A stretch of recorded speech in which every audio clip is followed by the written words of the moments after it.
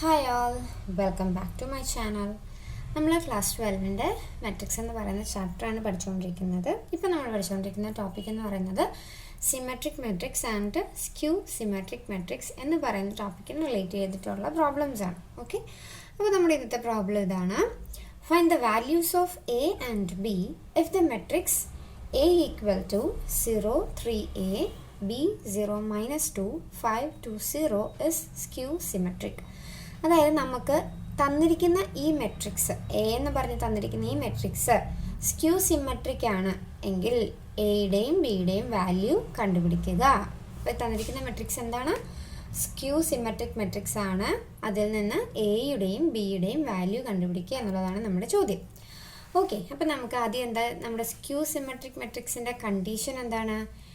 A എന്ന് പറയുന്ന മെട്രിക്സിൻ്റെ transpose എടുക്കുമ്പോൾ ഇതിൻ്റെ നെഗറ്റീവാണ് കിട്ടുന്നതെങ്കിൽ അതിനെ നമ്മൾ സ്ക്യൂ സിമെട്രിക് മെട്രിക്സ് എന്ന് നമുക്ക് പറയാൻ പറ്റും എന്നാണ് പറഞ്ഞിരിക്കുന്നത്, അല്ലേ? ഓക്കെ, അപ്പോൾ നമുക്ക് ആദ്യം എ എന്ന് പറയുന്ന മെട്രിക്സ് എടുത്തെഴുതാം. അപ്പോൾ എ ഈസ് ഈക്വൽ ടു എന്താണ്? 0, 3a, b 0, -2, 5, 2, 0. ഇതാണ് നമ്മളുടെ എ എന്ന് പറയുന്ന മെട്രിക്സ്.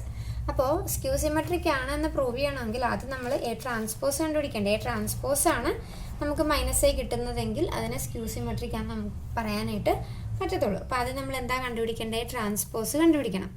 അപ്പോൾ A transpose is equal to row ആയിട്ട് അറേഞ്ച് ചെയ്തിരിക്കുന്നതിനെ എന്താക്കണം? കോളമാക്കി അറേഞ്ച് ചെയ്യണം. അപ്പോൾ 0, 3a അതിനെ കോളമാക്കുമ്പോൾ 0, 3a. അടുത്തത് b 0, -2, b 0, -2. നെക്സ്റ്റ് 5, 2, 0, 5, 2, 0. അപ്പോൾ നമ്മൾ എന്ത് കണ്ടുപിടിച്ചു?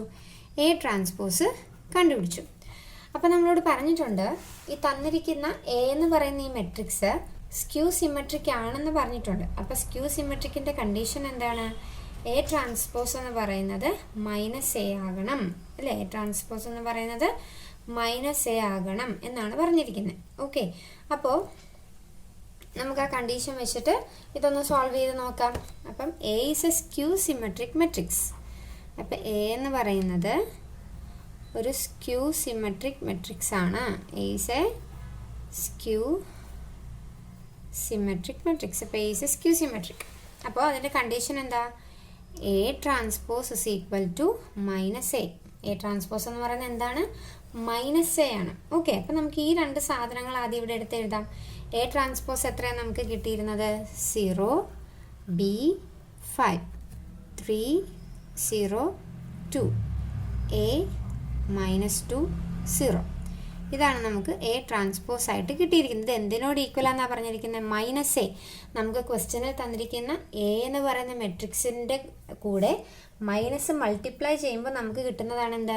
-a എന്ന് പറയുന്നത്. അത് വേണം നമ്മളിവിടെ എഴുതാനായിട്ട്. അപ്പോൾ എ എന്ന് പറയുന്ന മെട്രിക്സ് ഇവിടെ എന്താണ്? 0, 3a, b 0, -2, 5, 2, 0. ഇതിൻ്റെ എല്ലാ എലമെൻറ്റിൻ്റെയും കൂടെ എന്ത് മൾട്ടിപ്ലൈ ചെയ്യണം? മൈനസ് മൾട്ടിപ്ലൈ ചെയ്ത് കിട്ടുന്നത് വേണം നമ്മളിവിടെ എഴുതാനായിട്ട്. ഓക്കെ, അപ്പോൾ നമ്മളത് എഴുതാൻ പോവാണ്. അപ്പോൾ ആദ്യത്തെ എലമെൻറ്റ് 0, 0നെ മൈനസ് കൊണ്ട് മൾട്ടിപ്ലൈ ചെയ്യുമ്പോൾ 0 തന്നെ. രണ്ടാമത്തത് 3, അത് -3 ആകും. എ എന്നുള്ളത് -a ആകും. ബി എന്നുള്ളത് -b ആകും. 0, 0 തന്നെ. -2 എന്നുള്ളത് +2 ആകും. 5 എന്നുള്ളത് -5 ആകും. 2 എന്നുള്ളത് -2 ആകും. 0, 0 തന്നെ. ഓക്കെ, അപ്പോൾ A transpose is equal to എന്തെന്ന് കിട്ടി? -a എന്ന് കിട്ടി. ഇനി ഇതിൽ നിന്ന് നമുക്ക് എയും ബിയും കണ്ടുപിടിക്കാമല്ലോ, അല്ലേ? നോക്കിയേ, ഇതാണ് നമ്മുടെ ബി, ഇതാണ് നമ്മുടെ എ. അപ്പോൾ ബിയുടെ സ്ഥാനത്ത് ഇവിടെ കിടക്കുന്നത് ആരാണ്? -3. എയുടെ സ്ഥാനത്ത് ഇവിടെ കിടക്കുന്ന ആരാണ്? -5. അപ്പോൾ രണ്ടിൻ്റെ വാല്യൂ നമുക്ക് കിട്ടിയില്ലേ? അപ്പോൾ നമുക്ക് എന്തെഴുതാം? A is equal to -5 and B is equal to -3.